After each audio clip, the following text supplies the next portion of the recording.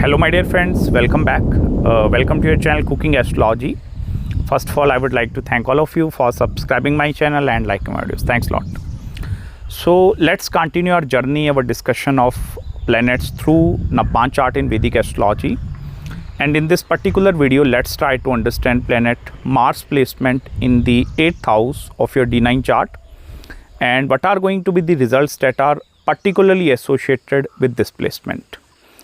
Now, before actually jumping into the results that are associated with this graha, you need to have basic understanding with regards to the 8th house of D9 chart and how this house of the D9 chart is first of all different specifically from the 8th house of the D1 chart. 8th house of the Navamsha Kundali is the representation of any major setbacks that are going to be coming into your life. Now, these are the setbacks not necessarily connected with your relationships. It may be any initial childhood traumatic experiences or any other major setback which is coming because of career, because of money, because of poverty, anything, okay? So, the major setbacks are actually seen or connected with this planet which is posited in your 8th house. And this planet is also going to be the reference point in order for you to understand how that setbacks are going to be creating impact into my life. Like whether you are going to be taking that part into the positive or into the negative direction, so that have the capability to understand that part. Secondly, how strongly the event of marriage is going to be dependent over the financial capability. That part is also connected with this single most planet and the house which is posited in it, because this is also the house which is going to govern certain fears inside you. And these are not the fears of anything. These are the fears which are connected with the initial setbacks, which I told you. And out of that fears, this have the capability to create a more driving force more towards gaining the financial security and the stability part in their life. And that is also the reason when this Mars placement is going into the 8th house, into the initial stages of their life, these people have the capability to look into the relationship aspect more from the casual standpoint of view. But as soon as they are going to be initially encountering the problems into their relationship aspect, two things are going to be happening. The first main part, the impact is going to be towards the importance of money and the financial freedom. And the second main impact is going to be coming from their own side. It's the inner world, or you can also call it as the spiritual changes which these people are going to be experiencing into their life. Now, it doesn't matter whether it's going to be a malefic planet posited in this house or a benefic planet. But when it comes to the malefic planet, in the later stages of their life, these people, they tend to take their financial journey into the more serious manner. And that is where the sense of enjoyment from the relationship part is somewhat going to be becoming absent. Second important point, they also want to know the secrets of other partner. And there are definitely 100% going to be certain secrets that are going to be connected with the opposite partner. Because Mars, particularly in this house, if it is forming any sort of connectivity with Scorpio or with the element of Aquarius and even any other watery zodiac sign, it may be the sign of Pisces or the sign of Cancer. So it represents the life pattern of you and your life partner is moreover going to be same. Like suppose you have encountered some initial problems into your life and your life have progressed in such a way, you will see most of the time the progression of your husband or your wife is also going to be in the same manner. So if the progression cycle with this Mars is going to be same, what is happening, the true sense of enjoyment from the relationship part will not be able to come out of them in the initial stages of their life. Like initial stages mean to say in the initial 1, 2, 3 years of the relationship. But as soon as they tend to grow together with one and another person, these malefic have the capability to actually enhance the relationship more towards the positive side of the life. On the other hand, if this Mars is afflicted with more malefics, like suppose Rahu and Ketu are conjunct, specifically Rahu and Ketu, then this is the representation of certain Drid karma. Drid means there are going to be certain fixed karmas which are going to be connected between you and your partner. You can also call it as a destined thing. Now, in order to check whether it's a destined marriage or which part is destined, you need to pay attention towards your D1 chart and look the two zodiac signs of Mars, where the sign of Aries and the sign of Scorpio is falling. Now, these two houses are actually going to be becoming the destined houses. And if that Mars is forming connection with Rahu or Ketu, it's that Drid karma. Drid means fixed, like you have no capability to change certain things into your life. If it is forming connection with the 5th house of children, it means there are going to be certain Drid karma which are going to be connected between you and your children. And Rahu and Ketu axis also represents there are going to be some foreign element association with the kids. It may be child adoption, marrying someone who is already going to have a child, and in certain cases the child is going to be becoming the deciding factor behind who is going to become my father and who is going to become my mother. So in that way, this have the capability to create influence into your life. Similarly, Mars is connected with the money house. So money is eventually going to be becoming that connecting factor or that enhancing factor between you and your life partner. Overall, I will tell you, this Mars is a very positive placement in the 8th house. The negative side of this Mangal Graha is actually connected with more stubbornness.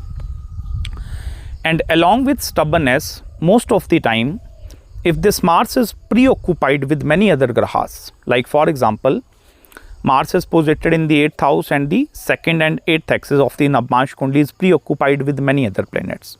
5, 6, 7 planets are going to be there. Then what is happening? These people, they tend to have the capacity of non-belief towards the ritualistic side of the life, towards the whatever the societal rules and foundations are going to be. Mars is not going to be believing in that part. So it means the Mars is becoming more practical observer of the life. And that is where if Mars tend to start observing things more from the practical standpoint of view, over the passage of time, if they are not finding the partner initially, Mars is going to be losing interest in going for the pathway of marriage, having kids and these kind of a thing. And that is where Mars have the capability of renunciation. Because I will tell you, this is the Graha of desires. The reason why we people born on this Graha, in this planet Earth, is because of Mangal. Mars represents the deepest desires of a human being. Deepest desires. Now, if that desires are not getting fulfilled, suppose it's that much afflicted, like it's not helping you to fulfill, and I'm not talking about love desires. It may be your sexual desires as well. Okay, so if suppose the initial stages of the life, you will not be able to fulfill that part, then Mars have the capability to completely take the opposite pathway, and that is where the spiritual side of the Mangal will eventually going to be coming. And I will tell you, if this Mars is becoming that sort of a spiritual entity, it's going to be gaining a lot of fame in that particular area. Because Mars is then going to be questioning the things regarding, okay, why the life is meant in such a way, what is the importance of marriage, there is no use of marriage, there is no use of having kids, and that is the extreme end. I have seen practical charts actually with these scenarios, where many people in the initial stages of their life, they are devoid of that love life or their relationship part is not working, and then later the Mars is taking that extreme end. This is also the single most planet which have the capability to take renunciation, like okay, I'm no longer interested in this worldly things and I'm going to be taking into some different pathway. Mars is a energy, okay, you need to understand in whichever house the energy concentration is there in the Navamsha Kundli out of the 12 houses. So it means all of your mental energy is going towards that particular area.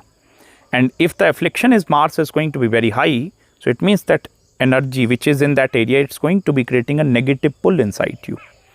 And that is where I humbly request you, if you are having this Mars placement in some more difficult placement up there, don't let your past experiences shape your present and future.